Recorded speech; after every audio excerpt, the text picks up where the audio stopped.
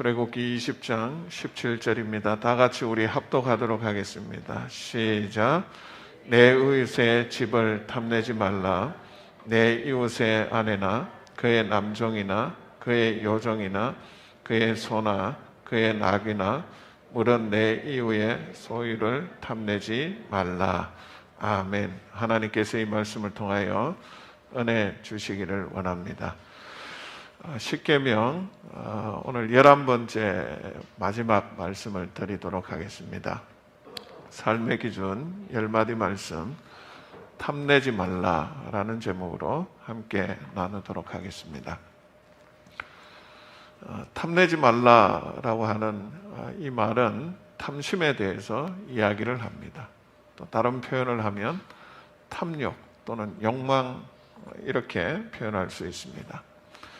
탐심을 우리가 정의할 때 여러 가지 말로 정의할 수 있지만 특별히 두 가지로 정의할 수 있다면 더 많이 갖고 싶은 욕망, 또 남의 것을 갖고 싶은 욕망, 이것을 탐심이라고 그렇게 정의할 수 있습니다. 내가 다른 것을 보지 않고 남의 것을 보지 않을 때는 이 정도도 괜찮은데 또 별 문제가 없었는데 다른 것을 보고 남의 것을 보는 순간 거기에 대해서 본능이 일어나고 욕망이 일어나서 그것을 갖고 싶은, 필요하냐 적절하냐 이것이 아니라 무조건 더 갖고 싶은 그런 욕망, 이것을 탐심이다 또 욕망이다 라고 이야기를 합니다. 인간의 모든 본능에는 이와 같은 탐심이 있습니다. 특별히 목회자인 저와 같은 이 목회자들에게도 이 탐심은 계속해서 따라다니면서 또 괴롭히는 그런 것임을 부인할 수는 없습니다. 목회자들에게는 어떤 탐심이 계속 유혹하고 따라다닐까? 많은 것들이 있겠지만 특별히 두 가지를 꼽을 수가 있는데, 하나는 더 큰 목회에 대한 욕망이 있고 또 하나는 명예욕에 대한 욕망이 늘 목회자들을 따라다니면서 유혹하고 흔들려고 하고 있습니다. 하나님 보시기에 건강한 목회를 할 것인가? 그것보다 더 큰 규모의 목회를 할 것인가? 거기에 대한 유혹과 그 흔듦이 모든 목회자들에게 끝까지 따라다니고 있습니다.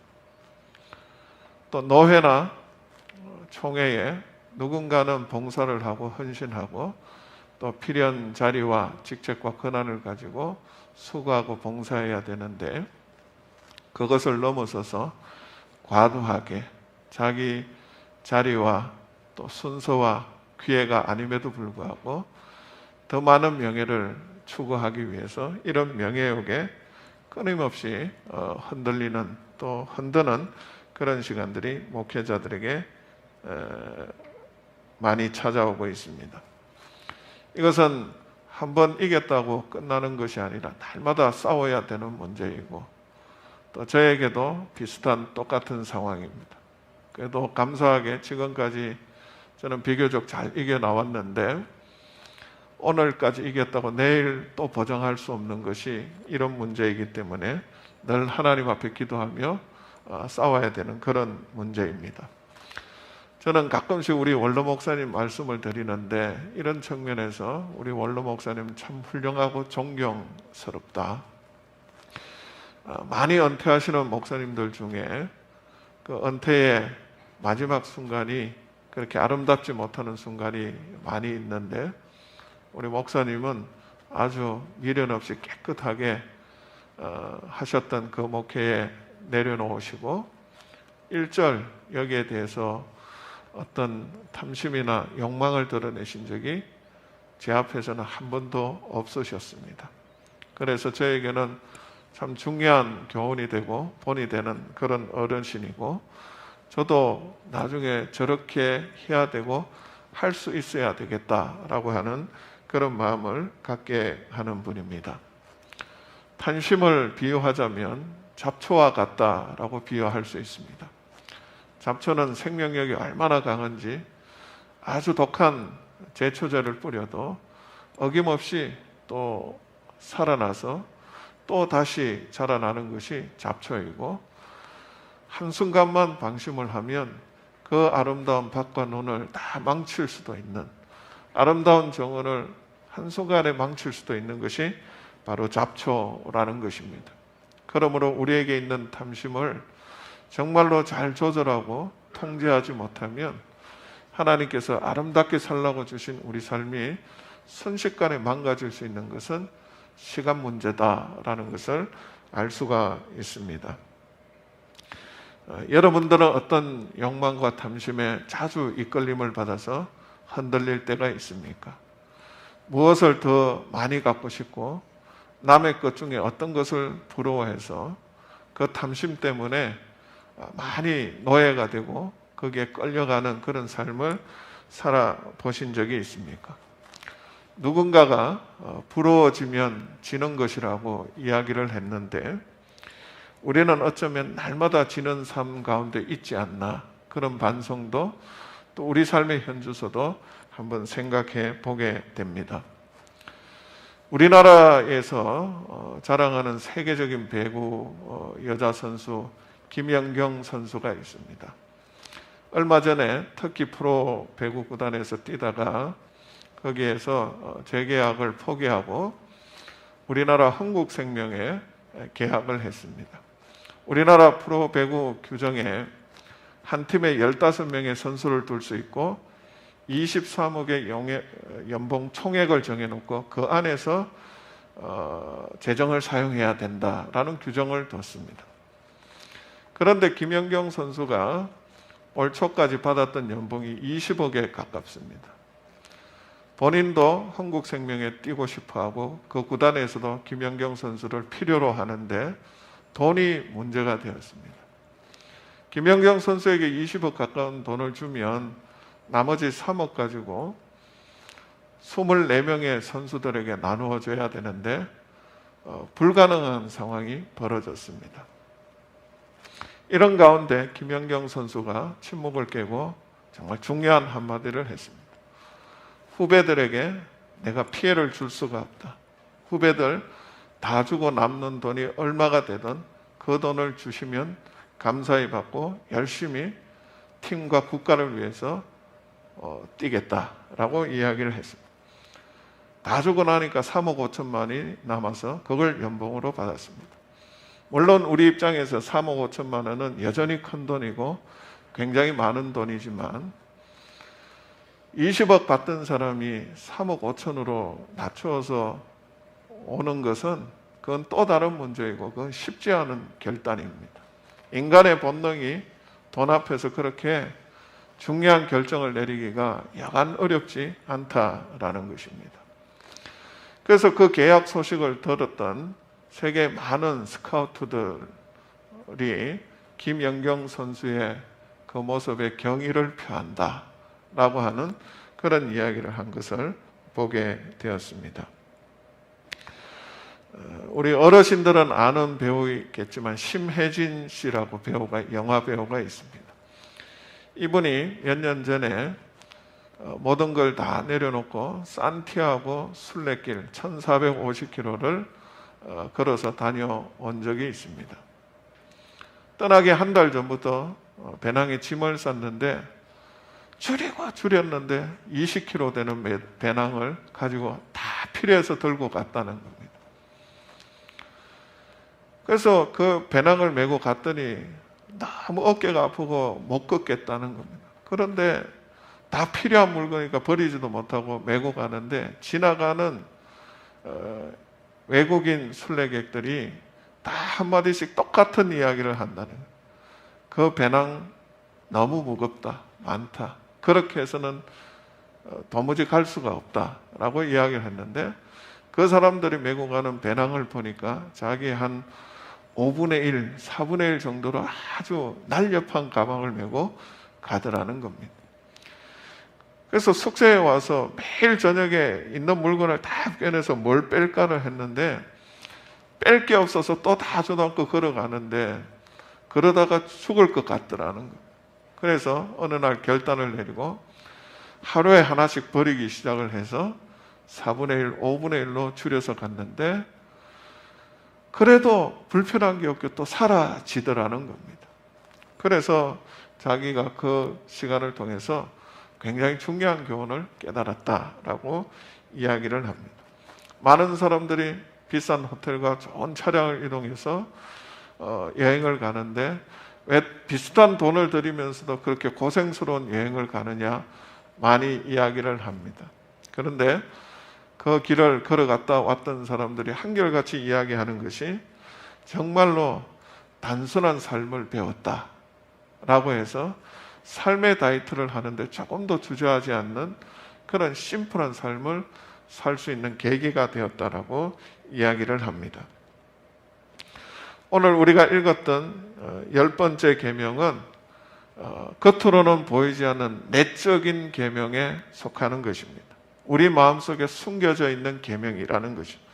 마음의 동기, 마음의 뿌리에 관한 계명이라는 것입니다. 1계명에서 9계명까지는 외적인 계명이고 행동으로 드러날 수 있는 계명이라면 10번째 계명은 보이지 않는 내적인 그런 계명이라는 것입니다. 마태복음 5장 28절에 예수님이 여자를 보고 음욕을 품는 자마다 마음에 이미 간음하였느니라고 했습니다. 마음의 동기와 행동을 같은 무게로 주님은 보시고 말씀하셨다라는 것입니다. 그러므로 이 10계명이 나머지 1에서 9계명을 지킬 수 있느냐 마느냐를 결정하는 핵심 키라는 것입니다. 이 10번째 계명이 살아있을 때 9번째 계명이 살 수 있는 그런 중요한 힘을 이 계명이 가지고 있다는 것입니다. 그러므로 이 마음, 탐심이라고 했을 때 이 심은 마음 심자 아닙니까? 이 마음이 굉장히 중요하다는 것입니다. 여기에 대해서 하나님도 말씀하셨습니다. 예레미야 17장 9절에서 10절까지 말씀입니다. 다 같이 한번 읽습니다. 시작. 만물보다 거짓되고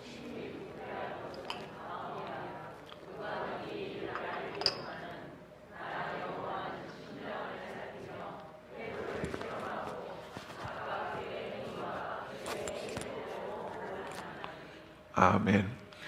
예, 만물보다 거짓되고 심히 부패한 것은 마음이라고 했습니다. 나 여호와는 심장을 살피고 폐부를 시험한다고 했습니다. 그리고 각각 그 행위와 그의 행실로 봉하나니 했습니다. 이 말씀을 보면 정말로 마음이 중요하다는 것입니다. 마음의 상태와 마음의 능력이 그 사람의 행위와 행실을 결정하는 아주 중요한 키가 되고 있다고 이야기를 하고 있습니다. 하나님이 사무엘 선지자에게 나는 외모를 보지 않고 중심을 본다고 말씀하셨는데 그 말씀은 마음의 무게가 행위의 외형의 무게보다 더 무겁다라고 하는 그 뜻을 여기에 담고 있습니다. 오늘 본문에 보면 이 탐심의 범위를 이렇게 이야기를 합니다. 내 이웃의 아내나 그의 남종이나 그의 여종이나 그의 소나 그의 낙이나 물은 내 이웃의 소유를 탐내지 말라라고 이야기를 합니다. 여러분, 여기에서 남종, 여종, 소하고 같은 개념으로 이웃의 아내를 개념을 하고 있습니다. 여러분, 이 당시에는 노예는 물건이었습니다. 돈으로 사고 파는 물건이었습니다. 소도 가축이었지만 재산이었고 돈으로 사고 팔 수 있는 물건이었습니다. 그런데 이웃의 아내도 이 당시에는 인권이 없었던 시대였기 때문에 똑같이 사고 팔 수 있는 물건의 개념이었다는 겁니다. 그런데 하나님은 이런 대상까지도 탐심을 품어서는 안 된다. 이스라엘 백성들이 노예로 있을 때에 정말로 그들이 볼 때는 여자요, 사고 팔 수 있는 물건처럼 보이지만 한 가정의 어머니요, 아내요, 그죠? 가족 아니었습니까? 그런 비참한 상황을 보시고 하나님이 앞으로의 삶 속에 이것을 금하는 것을 이야기를 하고 있는 것입니다. 그렇다면 아내, 남종, 여종, 소, 나귀 이것은 돈의 문제였다는 것입니다. 돈이 되는 것은 다 관심을 가지고 탐욕을 품을 수 있는 그런 본능을 가지고 있는 것이 사람이라는 것입니다. 그것이 남의 여자든 남의 집이 것이든 무엇이든 가질 수만 있다면 갖고 싶은 본능을 가지고 있는 것이 사람이라는 것입니다. 여러분, 오늘날 돈은 신의 반열에 와 있습니다. 예수님이 하나님과 재물을 겸하여 섬길 수 없다고 이야기한 것은 그냥 한 것이 아니라 돈이 신의 반열에 와 있다는 겁니다. 돈이 되면 그것이 남의 것이든 누구 것이든 내가 이미 가지고 있던 내가 가지고 있는 소유와 양과 관계없이 더 갖고 싶어하는 것이 돈의 개념이고 물질의 개념이라는 것입니다. 여러분, 탐심의 특징 많이 있는데 세 가지를 들어보면 이렇습니다. 첫 번째는 작은 것에서 출발하지만 점점 커져가는 특징이 탐심이라는 것입니다. 초기에 적극적으로 다루지 않으면 내가 어떻게 할 수 없을 만큼 비약급수적으로 커져가는 것이 바로 탐심과 같은 그런 모습이라는 것입니다. 우리가 잘 알고 있는 대로 야고보서 1장 15절에 보면 이렇게 이야기를 합니다. 욕심이 잉태한 즉 죄를 낳고 죄가 장성한 즉 사망을 낳느니라. 탐심은 초기부터 다스리고 절제하고 통제하지 않으면 그것이 죄를 낳고 죄가 장성해서 파국으로 죽음으로 갈 만큼 점점 문제를 크게 만드는 것이 탐심의 역할이라는 것입니다. 어떤 의좋은 두 형제가 날마다 자기 집 앞에 강을 건너서 일하러 나갔습니다. 열심히 어느 날 일하는데 일하는 장소에서 큰 금덩어리 하나를 두 형제가 발견을 했습니다. 얼마나 반가웠는지 둘이 얼싸안고 둘이가 절반으로 나눠서 잘 살자고 그렇게 하고 집으로 돌아가기 위해서 나룻배를 탔습니다. 그런데 배가 강 중간에 왔을 때 큰 형이 갑자기 벌떡 일어나더니 그 금덩어리를 빼앗아서 강물에 그냥 확 집어 던져버렸어요. 그걸 본 동생이 화가 나서 나하고 절반 나누기로 했는데 왜 이 금덩어리를 던져버리냐고 그렇게 막 따지듯이 물었습니다. 그랬더니 형이 솔직하게 말을 했습니다. 내가 강을 건너고 있는데 내 마음에 이상한 마음이 생기더라. 이것을 다 갖고 싶은 마음이 생겨서 어떻게 할까 이런 생각이 들다가 너를 그냥 밀어버려서 강물에 빠뜨려 죽이고 싶은 마음이 생겼다는 겁니다. 그래서 여러 번 그런 유혹이 와가지고 정말로 너를 밀 뻔했는 아찔한 순간이 있었다라고 이야기를 했습니다. 그래서 이 금덩어리를 포기하고 너를 살리는 것이 좋겠다. 예전처럼 금덩어리 없어도 우리 둘이 사이좋게 지내는 것이 좋겠다 해서 던져버렸다는 겁니다. 그러자 동생이 이렇게 이야기를 했습니다. 형, 그런데 나도 똑같은 생각했어. 내가 다 갖고 싶어서 형 강물에 밀어 죽일 뻔했어. 나도 몇 번 그 마음이 있었어. 형 잘했어. 라고 이야기를 했다는 겁니다. 여러분, 탐심이 찾아오면 피를 나눈 형제도 부모도 가족도 어떻게 할지 모를 만큼 망가질 수 있는 것이 바로 탐심의 본능이라는 것입니다. 두 번째 탐심의 특징은 만족할 줄 모르는 것입니다. 하나님이 에덴 동산을 만드셨을 때 에덴 동산은 지상의 낙원이라고 불릴 만큼 완벽한 환경을 갖추어 놓은 것이었습니다. 그래서 아담과 하와에게 이 완벽한 환경을 누릴 자유도 권한도 주셨습니다. 그런데 아담과 하와가 관심을 가지고 눈을 둔 것은 누릴 수 있는 수많은 것에 대한 감사와 만족보다 한 가지 가지고 있지 않은 것에 돋보기를 대고 그것을 가질 수 없는 것에 불만을 가지고 마음을 두었다는 것입니다. 탐심은 터진 웅덩이와 같습니다. 아무리 쏟아부어도 다 빠져나가고 계속해서 만족을 모르는 것이 탐심의 본능이고 특징이라는 것입니다.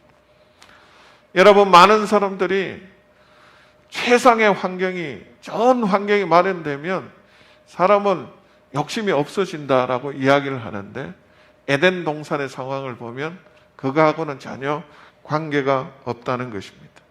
환경의 문제가 아니라 우리 마음의 문제가 탐심과 밀접하게 관련이 있다는 것입니다. 세상의 모든 것을 다 누려보고 헛됨을 고백했던 솔로몬이 전도서 5장 10절에서 이와 같이 고백을 합니다.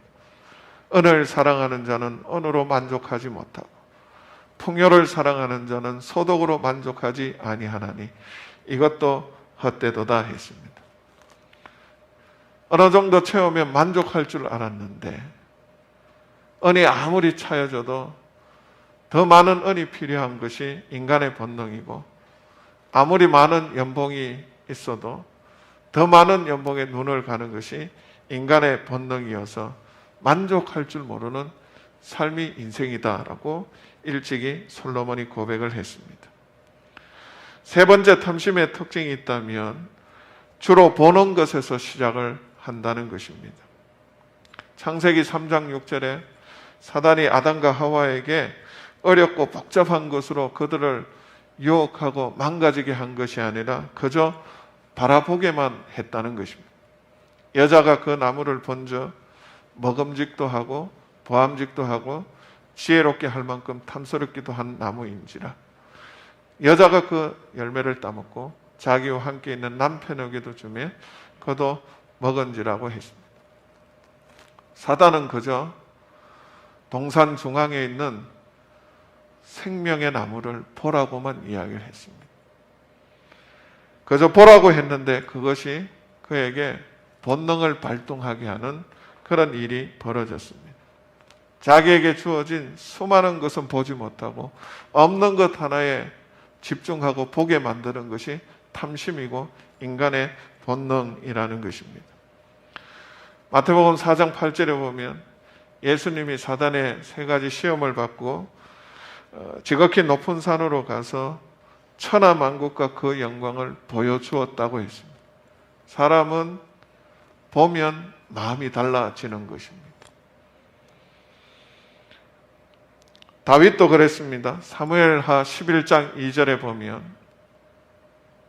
저녁 때에 다윗이 그의 침상에서 일어나 왕궁 옥상에서 거닐다가 그곳에서 보니 한 여인이 목욕을 하는데 심히 아름다워 보이는지라 했습니다. 여러분, 인간의 탐심은 보는 것에서 첫 출발을 한다는 것입니다. 그러나 남자가 정말 아름다운 여자가 지나가는 것을 처음 보는 게 죄인가요? 정말 멋있는 남자가 지나가는데 여자분들이 야 멋있다 그래서 쳐다보는 게 죄인가요? 한 번도 그러신 본 적이 없으십니까? 저는 목사인데도 정말 아름다운 여자가 지나가면 야 정말 아름답다 그러면서 봅니다. 거기까지는 괜찮은데 보고 나서 계속 보는 것, 계속 보면서 묵상하는 것, 묵상할 뿐만 아니라 조사하고 관망하고 조망하는 것, 이것이 죄가 되고 우리를 탐심으로 욕망으로 빠뜨려 가게 하는 것입니다. 여러분, 오늘 이 시대는 보게 만드는 문화의 시대입니다. 광고를 보는 순간 없어도 전혀 상관없던 내 삶이 저걸 가지지 않으면 죽을 것만 같습니다. 보는 순간 저게 없으면 내 삶의 수준이 갑자기 떨어지는 것처럼 그렇게 만들어 버립니다.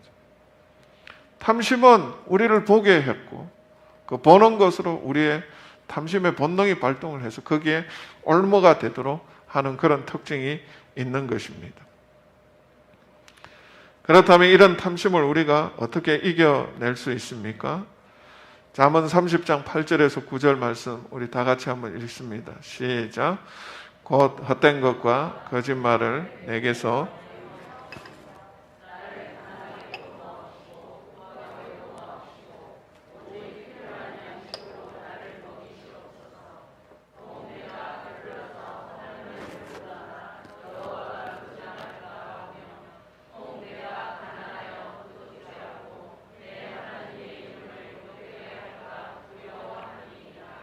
아멘. 예. 앞으로 좀 더. 예. 가난하다는 게 어느 정도가 가난한 겁니까? 부한 거는 어느 정도를 부하다고 이야기할 수 있습니까? 오늘 이 본문을 이성적인 눈으로 보면 좀 이해가 안 되는 그런 본문이기도 합니다. 오직 필요한 양식. 필요한 양식은 어느 정도의 양이 우리에게 필요한 양식입니까? 사람의 욕망은 끝이 없는데 우리에게 필요한 양식이 저마다 다 다르다는 것입니다. 여기에 우리의 고민과 갈등이 있는 것이 사실입니다. 예수님이 가르쳐 주신 주기도문 내용의 한가운데 보면 오늘날 우리에게 일용할 양식을 주옵시고 라고 나옵니다. 많은 신학자들이 주기도문 구구절절이 다 중요한 주제이지만 제일 중요한 핵심 주제는 오늘날 우리에게 일용할 양식을 주옵시고 이것이 핵심이다라고 이야기를 합니다. 히브리어 그 문법에 보면 히브리어의 오늘이라는 이 단어에는 시제가 없습니다. 시제가 없다는 것은 오늘이라는 이 단어가 과거도 되고 미래도 되고 현재도 된다라는 것입니다. 희한한 시제가 히브리어 단어에 쓰이고 있습니다. 그렇다면 주기도문의 오늘의 양식은 내일의 양식이라는 것입니다. 내일의 양식이라는 이 뜻이 성경에 단 한 번 나오는데 우리가 잘 알고 있는 출애굽기에 보면 하늘에서 만나가 내리는 그 사건에 보면 그 내용이 나옵니다. 하나님이 매일 하루에 한 번씩 필요한 만나를 가져가라고 했습니다. 그런데 6일째 되는 날 7일째 만나가 내리지 않기 때문에 이틀치 양식을 가져가라고 이야기를 했습니다. 그러므로 6일째 거두는 이틀 양식이 오늘의 양식이자 내일의 양식이라는 것입니다. 그래서 오늘은 내일과 같은 개념이라는 것이죠. 이 개념을 정말로 잘 설명하고 있는 또 한 성경 말씀이 있는데 요한복음 6장 48절에서 50절 말씀입니다. 다 같이 한번 읽습니다. 시작. 내가 곧 생명의 떡이니라. 너희 조상들은 광야에서 만나를 먹었어도 죽었거니와 이는 하늘에서 내려오는 떡이니 사람으로 하여금 먹고 죽지 아니하게 하는 것이니라. 아멘. 아무리 이틀치 거둬도 이틀 먹으면 죽을 수밖에 없는 육신의 양식이 하늘에서 내려온 광야에서 만나였다면 영원히 배고프지 않는 참 생명이 뜨이신 예수 그리스도의 성육신 사건을 출애굽기 광야의 만나의 사건을 통해서 설명하고 예표하고 있다는 것입니다. 그러므로 하늘에서 내려오는 그 떡은 우리가 탐욕을 내는 그 떡은 며칠이도 먹으면 끝나는 것이지만 예수 그리스도를 통해서 우리에게 주시는 참 생명의 그 귀한 진리와 말씀은 우리를 살리게 하고 끝까지 살게 하는 그런 힘과 능력이 있는 그런 말씀이라는 것입니다. 여기에서 우리의 자족의 근거와 뿌리를 찾고 알아야 된다는 것입니다. 여러분, 왕자를 사랑하는 것이 낫지 왕자가 가진 돈과 부동산과 보석을 사랑하는 것은 어리석은 것 아니겠습니까? 그 본능이 발견되는 순간 아마 파혼당하거나 아마 헤어질 것입니다. 그 모든 것을 가진 왕자, 그 사람 자체를 사랑할 때 그가 가진 모든 것들이 내 것이 되고 내 소유가 되는 것처럼 그렇다는 것입니다.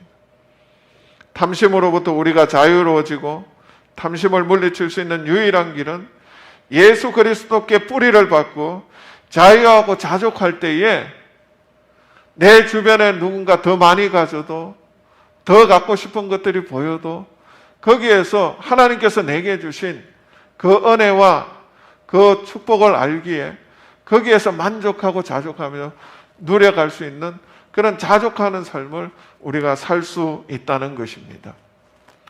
저는 예전에 목회하면서 한 분의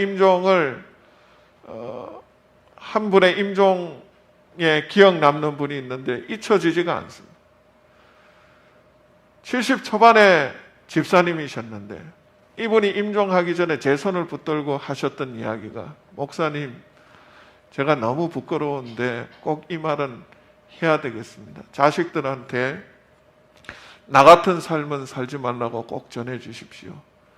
자기는 70평생 아파트 40평대 넓히는데 자기 인생을 다 바쳤다는 겁니다. 처음에 20평대에서 시작을 해서 20평대 초반에서 20평대 중반에 가는데 10여 년 걸렸다는 거예요. 20평대에서 30평대, 30평대에서 40평대, 그거 늘리고 거기에 정신 썼다가 보니까 자기가 70세에 대해서 병 걸려서 이렇게 죽겠는데 이게 너무 억울하고 정말 잘못된 삶이었다는 것을 알게 되었다는 것입니다. 자기는 평생 아파트 늘리다가 이렇게 죽음을 맞이했다고 그 이야기를 하더라는 겁니다. 그러면서 자기는 20평대 때에도 사실은 불편하지 않았다는 겁니다. 남들이 30평대 가니까 가야 되는 줄 알고 또 열심히 그렇게 악착같이 그렇게 탐을 내면서 그렇게 했다. 30평대 가면 끝날 줄 알았는데 40평대가 또 눈에 들어오더라는 거. 그러다가 자기가 3, 40년을 그렇게 보내다가 임종을 맞이했다라고 이야기를 합니다. 하나님으로부터 일체에 자족하는 비법을 터득했던 한 사람, 우리는 사도 바울을 잘 알고 있습니다. 빌립보서 4장 13절, 너무나도 중요한 말씀. 내게 능력 주시는 자 안에서 내가 모든 것을 할 수 있느니라 했습니다. 이 말씀을 할 때 바울이 살던 곳은 로마 감옥이었습니다. 거기에서 초대교회 교인들이 보내주는 구호품과 영치금으로 살아가고 있었던 그였습니다. 그러나 사도 바울의 고백과 믿음은 흔들리지 않았습니다. 하나님이 나를 감옥에 보내셨다면 감옥이 세상에서 가장 안전한 곳이라고 고백했던 사람이 사도 바울이었습니다. 사도 바울이 능력이 없거나 돈을 벌지 못해서 더 나은 삶을 살 방법을 몰라서 그렇게 산 것이 아니었습니다. 가말리엘 문화의 최고의 수제자였고 가장 뛰어난 그런 능력 있는 제자였습니다. 오늘날로 말하면 그가 고액 가회를 하거나 학응 일타 강사를 하거나 많은 일을 하면 떼돈을 벌 수 있고 엄청난 상황 속에서 살아갈 수 있었는데 그것이 자기에게 별로 중요하지 않는 삶이 되었다는 것입니다. 하나님이 2개를 주셨다면 2개를 주신 분명한 이유가 있다는 것을 알고 그것이 자기에게 가장 적절한 양이고 적당한 분량이라는 것을 알고 이 범위에 있을 때 가장 행복한 나의 삶의 자리라는 것을 알았던 사람이 사도 바울이었다는 것입니다.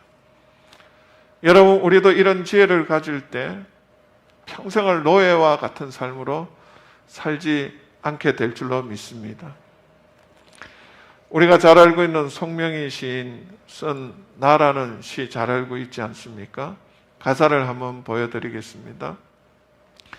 나 가진 재물 없으나 나 남이 가진 지식 없으나 나 남에게 있는 건강이 있지 않으나 나 남이 없는 것 있으니 나 남이 못 본 것을 보았고 나 남이 듣지 못한 음성을 들었고 나 남이 받지 못한 사랑을 받았고 나 남이 모르는 것 깨달았네.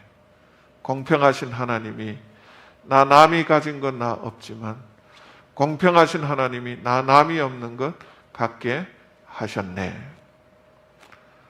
저는 오래전에 이 송명희 시인을 한번 만난 적이 있습니다.